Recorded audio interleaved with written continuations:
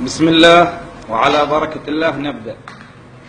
تم هذا التصوير في منزل السيد أبو علي قرية الحجاج، وهذا الاختراع من قبل الأستاذ علي صالح.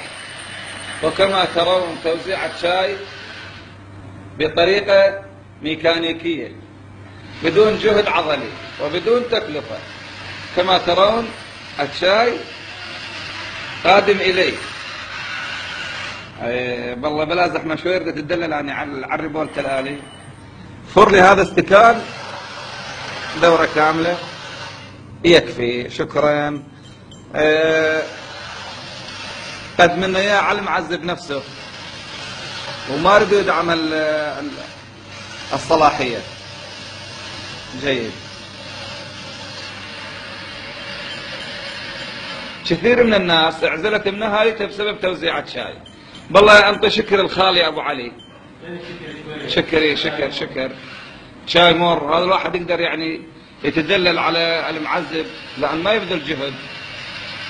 كما ترون الشكر قادم الى الخال العزيز ابو علي. خال لا تطمع بالشكر، حيل شويه، خلي لي شويه. شكرا. انا حق الحلال، خليني اخذ لي خاشوقة شكر.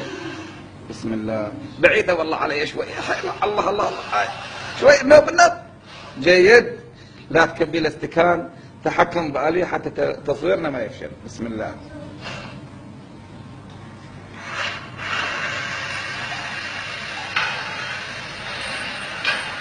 هذا آخر ما توصل إليه جبور في عملية توزيع الشاي، ونشكركم.